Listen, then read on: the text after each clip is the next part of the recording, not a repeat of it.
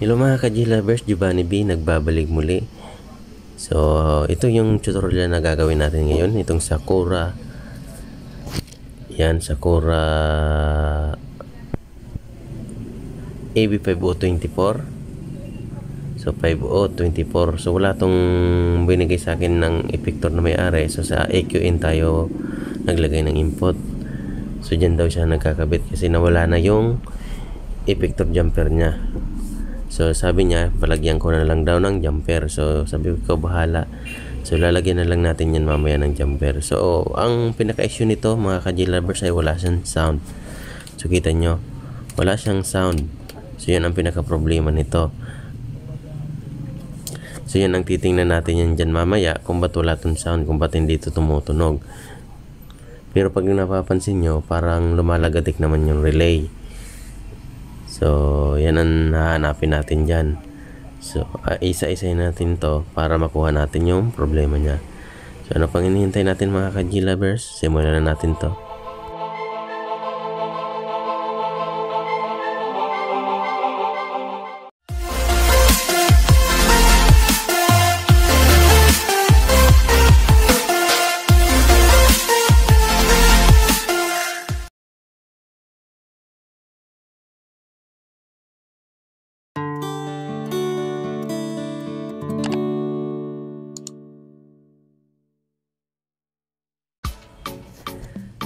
Nung binuksan natin to mga ka-G-Lovers, tinignan ko bago pa naman yung mga parts niya yata.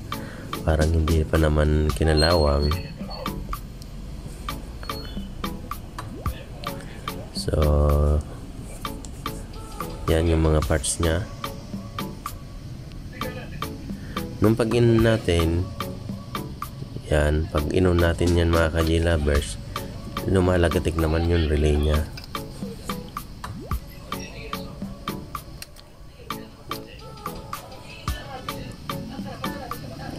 Yan, kulay puti na yan, lumalagatik. Ang hindi ko lang mapansin, parang itong kulay blue ang hindi na naglalagatik. Yung relay na kulay blue. Yung sa AMB yan na relay. Tapos itong kulay puti, ito yung sa main nya, main relay.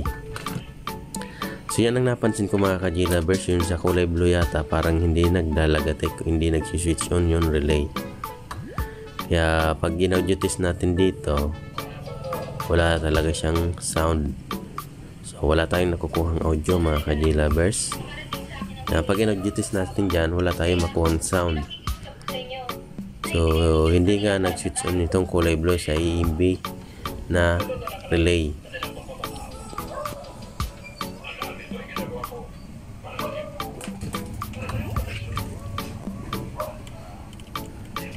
So titingnan natin yan mga ka-G-Lovers. So baklasin muna natin tong board. So tanggalin muna natin tong mga tornilyo nya para ma-check natin.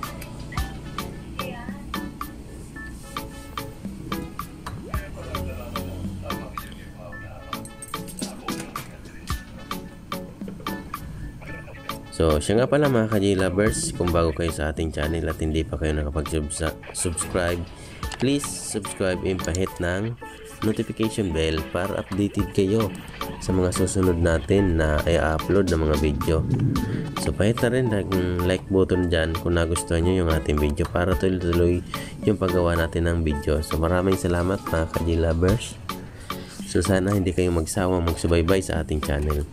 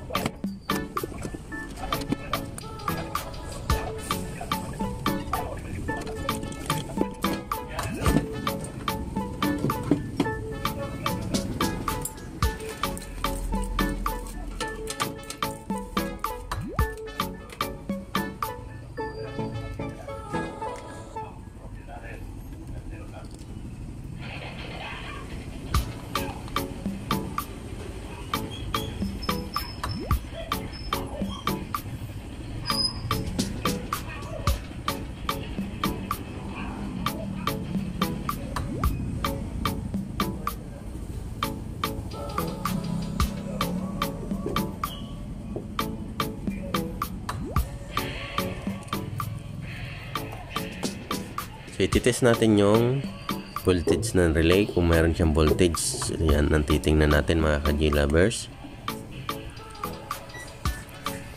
Okay, nakasit na yung multi-tester natin. So ititest natin yung voltage ng relay kung meron siyang voltage na supply. Tingnan natin kung may voltage sa relay. So may capacitor na ito nakalagay.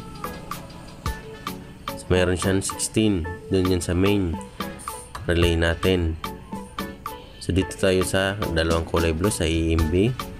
So 0 volt siya mga ka-G lover. So ibig sabihin walang voltage yung kulay blue natin. Doon yun sa EMB para ma-select mo.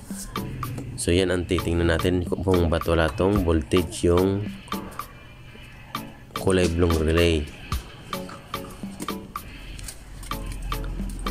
Para makasigurado tayo na hindi sira yung circuit ng amplifier, i-jumper muna natin o i-directa muna natin yung speaker natin.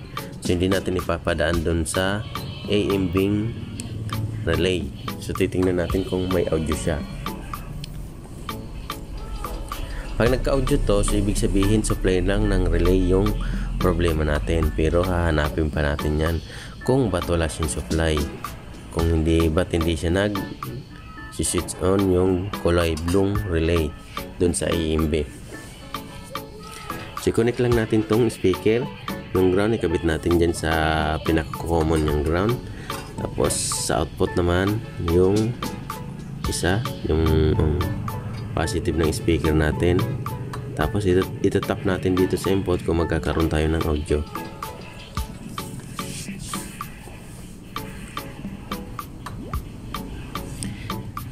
Pag nagka-audio to, ibig sabihin huwag na natin galawin tong circuit ng main amplifier na parts kasi good na yan.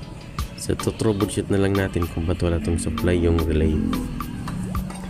So okay, naikabitan natin, plugin natin, tapos itatap natin kung mayroon siyang audio.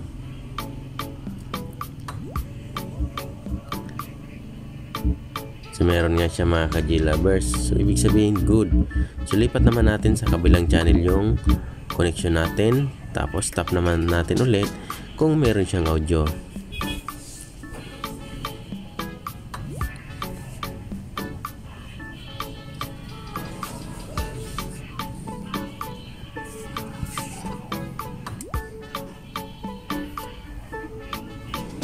Nasa balyo. So parehas lang, same lang silang may audio. So ibig sabihin good yung amplifier circuit natin.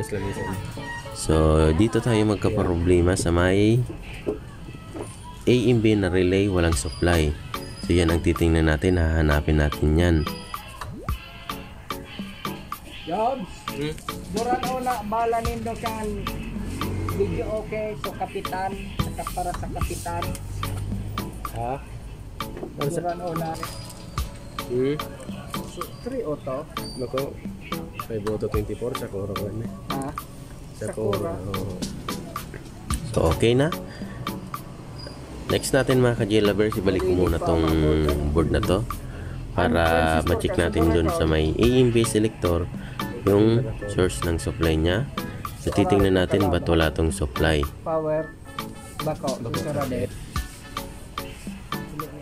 Ito yung supply na galing sa AMB.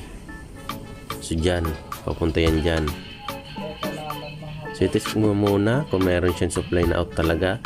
Kasi kung may out to, may palamang dito yan sa wire. Pag wala siyang out, so ibig sabihin talaga wala talagang supply na dumadaloy dyan. So ihahanapin natin yan, iisa-isay natin.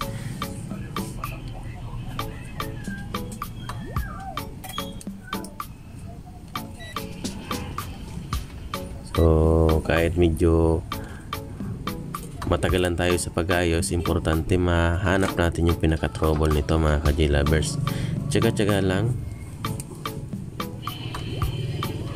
Basta alam mo yung proseso at pasunod-sunod ng pagtitest mo, makukuha mo rin yan.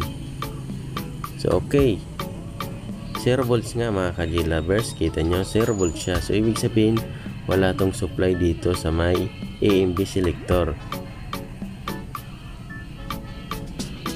So yan ang hahanapin natin. Dito tayo naman mag-check mga ka-J-lovers, hahanapin natin.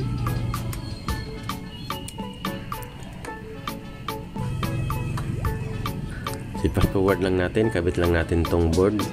Balik na naman natin, tanggal balik, tanggal balik. Nakakapagod pero at least nahanap mo yung pinaka-trouble. So balik na naman natin tong board.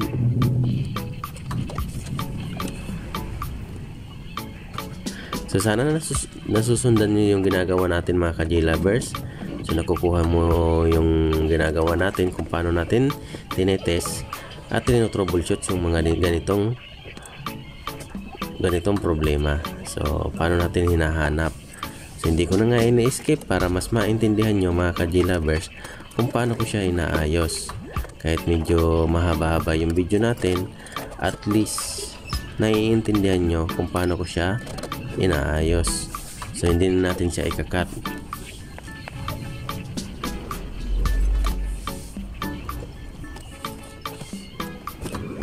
So kaya pinapass forward natin para hindi kayo mabagot, kasi boring yung part ng pag ganito, yung pagbabalik ng board. Joke lang mga ka-J-lovers. So doon lang tayo sa pinaka masarap na parte sa pagtitest at pagto-troubleshoot. So tinanggal ko na rin tong mga nut ng ano natin, ng dito sa volume selector switch, para matanggal natin to. So ayan, tanggal na nga. Naipit yung wire pa.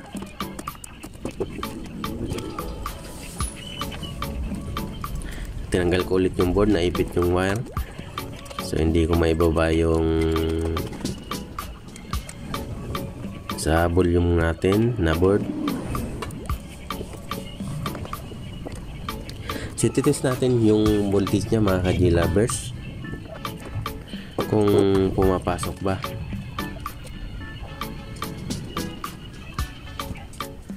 So kailangan talaga natin isa-isahin to para makuha natin yung pinaka main trouble niya, pinaka main issue niya, kung ano ba yung nagpapasira dito.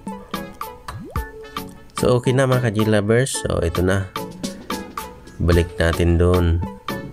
Yan, supply yan dyan sa relay. Ibabalik natin yan pag nakuha na natin yung pinaka-supply dito, but wala tong supply. So tetest tayo mga ka-J-lovers. So magti-trace tayo.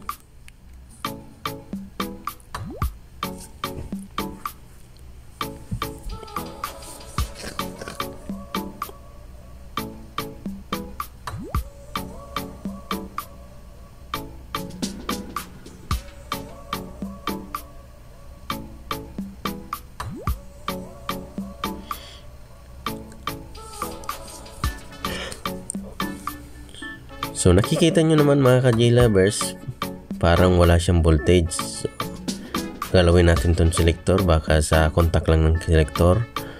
So wala nga talaga siyang voltage.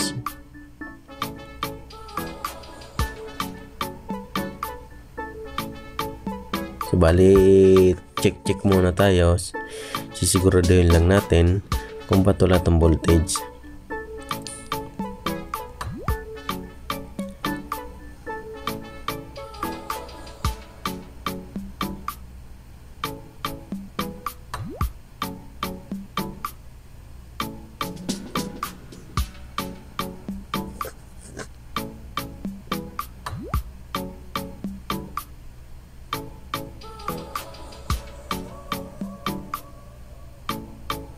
So, ina-analyze lang natin. Ina-analyze ko lang kung ba't wala tong voltage. So, dito siya kumuha mga ka-J-lovers. Dito, ito. So, may nakalagay, nakasulat sa board na 24 volts. So, tingnan natin. Wala siyang volts. 2.1 na lang nga. Napakababa. So, ito, tingnan natin. Lapit natin yung camera para mas maintindihan nyo kung ano ba yung tinitest natin. So, sabi dito sa board, meron siya dapat 21 volts. 24 volts. Dapat meron siyang 24 volts positive.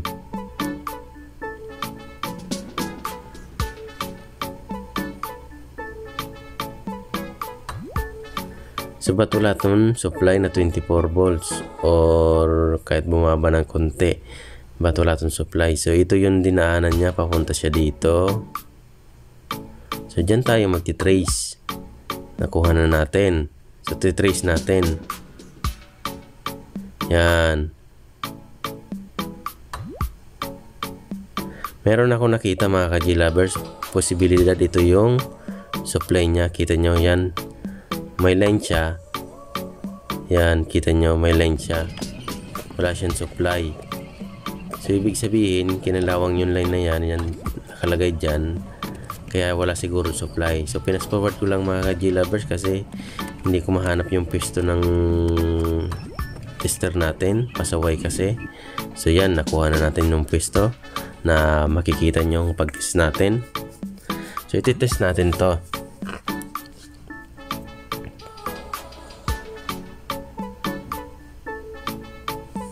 So okay, inuna natin, naka-on.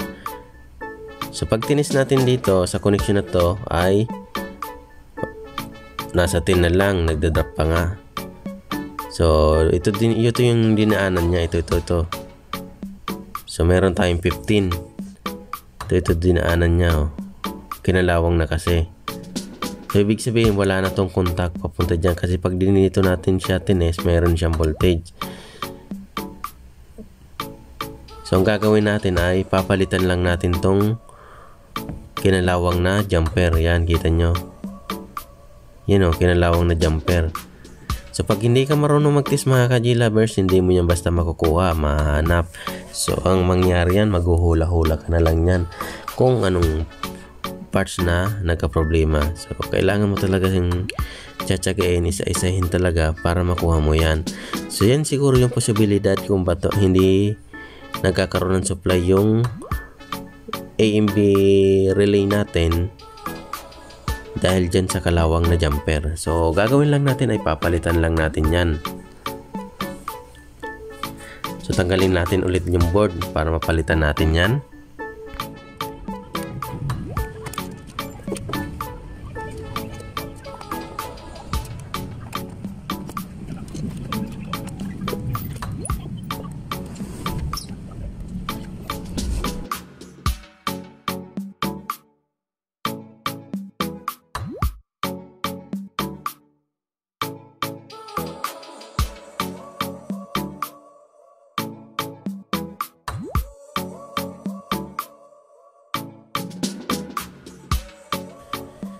So aalisin lang natin tong kinalawang na jumper mga ka-G-Lovers, papalitan natin yan.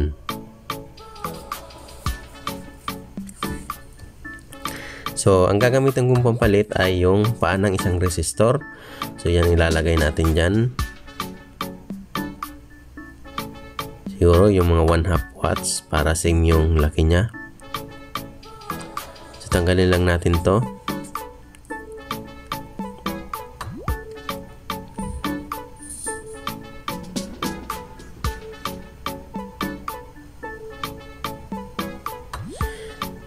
So sa pag-troubleshoot mga ka-G-Lovers, hindi kailangan madalian o kahit matagalan ka, basta importante sureball yung inaayos mo.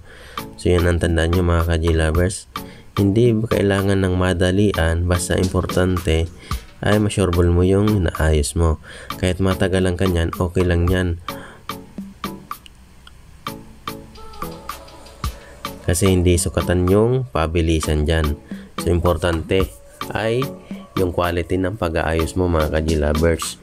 So dapat may quality yung pag-aayos mo para ano mo talaga, matrace mo at mahanap mo yung pinakapunot dulo ng trouble nya.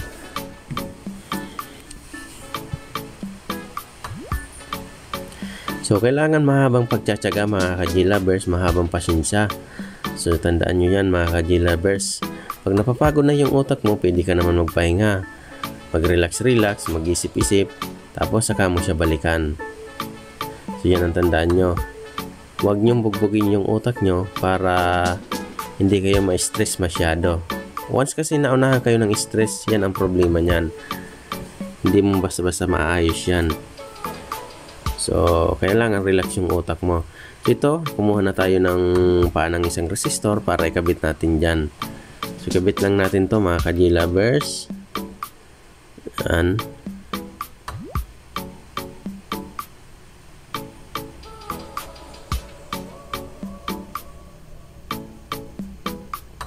Yun, ay kabit nga natin. Tapos resolder natin.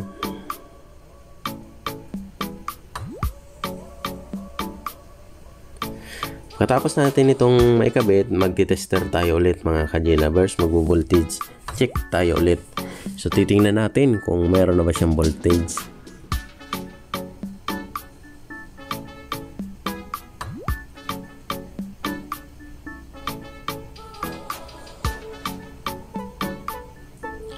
So balik na naman natin ulit. So paulit-ulit tayo, tanggal balik. So importante makuha natin yung trouble. So balik na naman natin ulit, lagyan lang natin ng ilang tornilyo para in case na pagtanggal natin ulit, madali na lang. So kabit na naman natin ulit.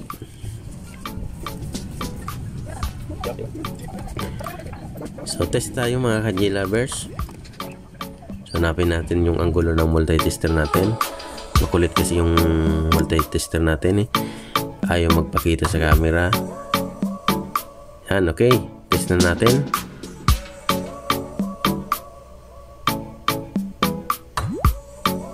So meron na tayong 19.6. So ibig sabihin may supply na. So yan lang yung problema niya, yung jumper.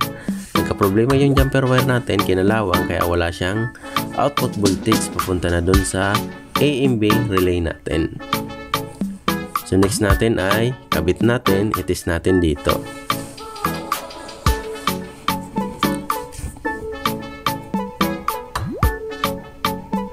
So dito naman tayo mag-check.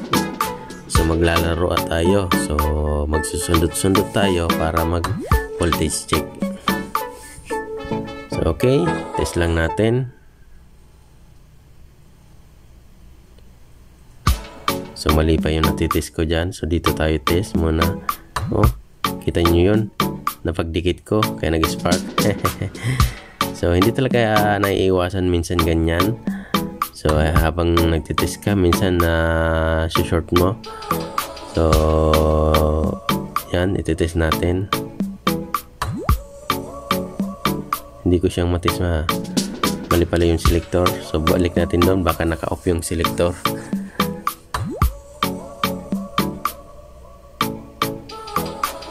So mali yung point natin. So medyo natagal na ako dito mga ka-J-lovers kasi mali yung napo-point ko ng multi-tester. So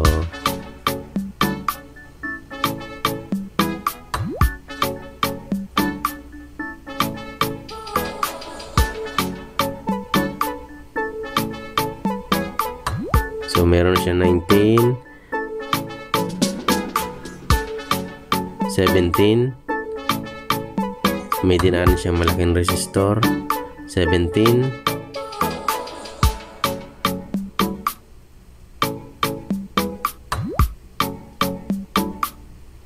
so hindi ko lang na itutok masyado. So meron na siyang, wait lang,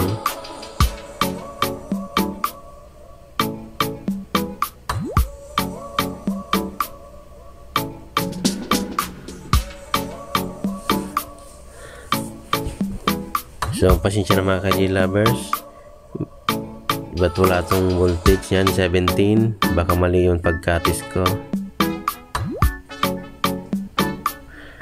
O balik na naman natin yung selector.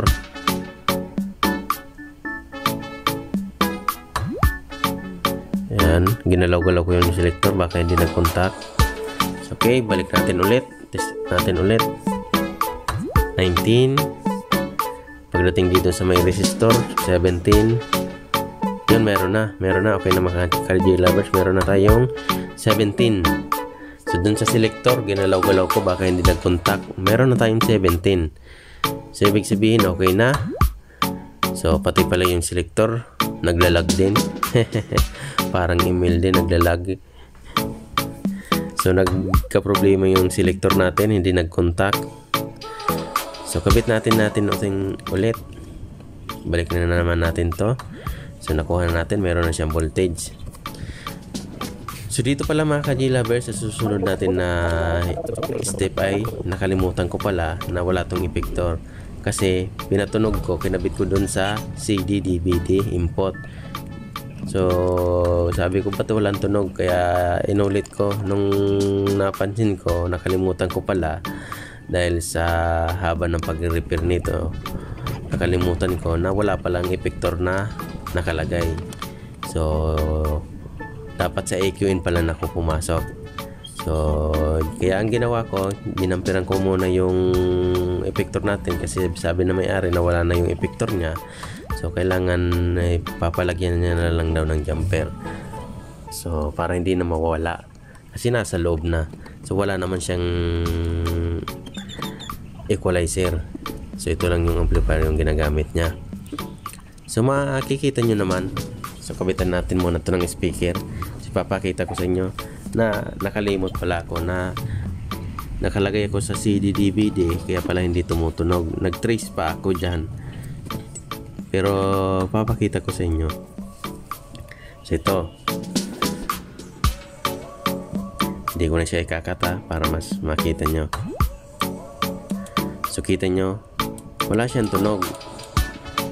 Hinanap-hanap ko siya, wala siyang tunog. Tapos nag-iisip-isip na ako niyan kung ba't walang tunog. Pero pag hinawakan ko dito sa may volume natin, may audio.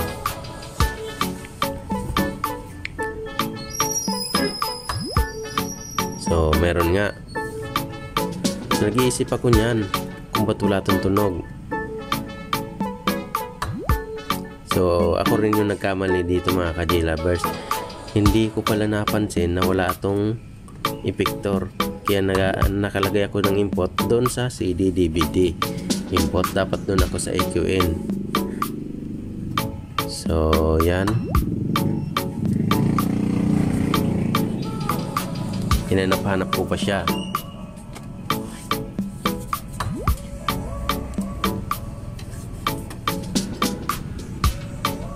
So nag-test pa ako dito. Sabi ko meron siyang output, ba't wala siyang tunog?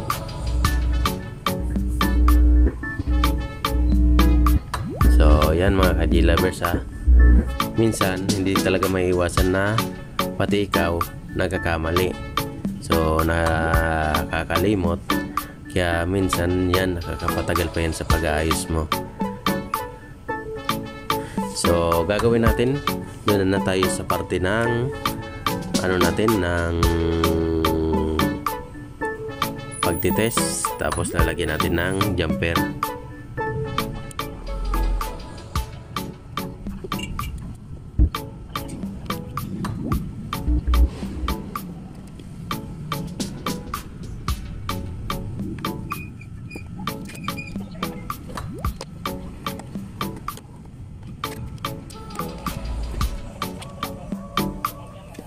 So yan, nung tinanggal ko siya dyan mga ka-J-Lovers, so nag-audio pa nga ako dito. Sabi ko meron siyang audio, ba't dito sa EMB wala siyang audio? So nakalimutan ko talaga mga ka-J-Lovers. So, talagang nakalimot ako na kailangan pala ng epektor para tumunog yung AMB niya. So dito nag-point pa ako dyan, wala talaga akong makuhang audio. So tinis ko pa nga tong voltage nito. So nag-test pa ako ng voltage dyan. So meron siyang voltage, so ibig sabihin talaga yung lang epektor. So sa epektor lang tayo nagka-problema. Nakalimutan ko pala ha, dapat pala sa AQN ako pumasok. So ito, tinis ko pa siya yung voltage niya. So meron tayong voltage dyan. So kita nyo, meron tayong 23 volts. So hindi ako sa ground kumuha, yung positive and negative voltage ko tinis. So umabot naman siya. So okay yung supply niya mga ka-J-Lovers.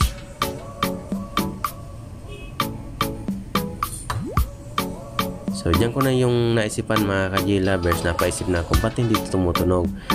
Diyan ko na sabi ko kaya pala wala pala akong effector na nakalagay.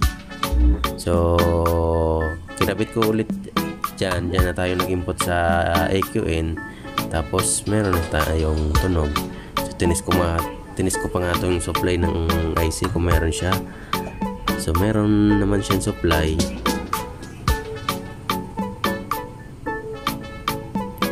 So meron supply itong IC na to.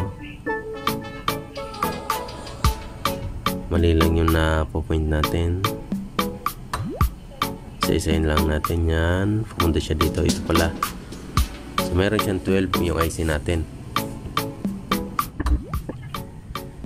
So fast forward na lang natin. So nag-test lang ako dyan. So talagang mali ko dyan. Nakalimut ako na wala palang effector. So alam mo ba yung effector? Yung jumper natin na effector, yun ang wala dyan.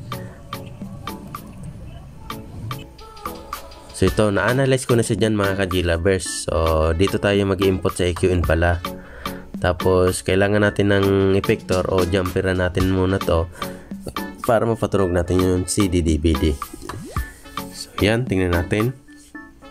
Naka-AQN input na ako.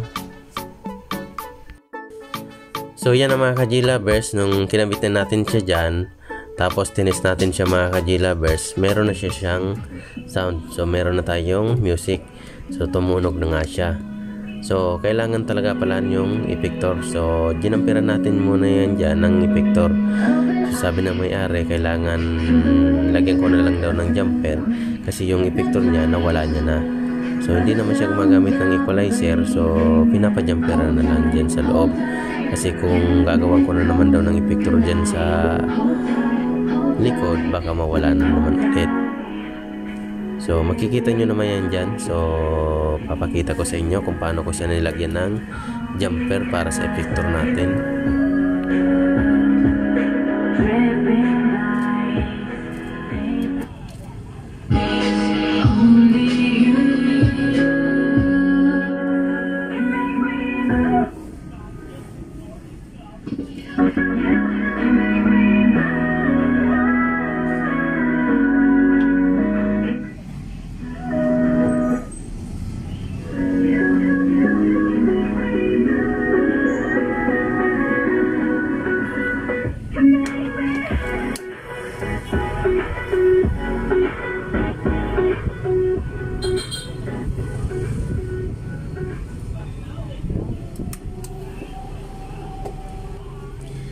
So lalagyan natin ng jumper ito. So sa EQ in, EQ out, so yun ang i-jumper natin para gumana yung CD DVD tuner, tapos DVD input. So jumperan lang natin to.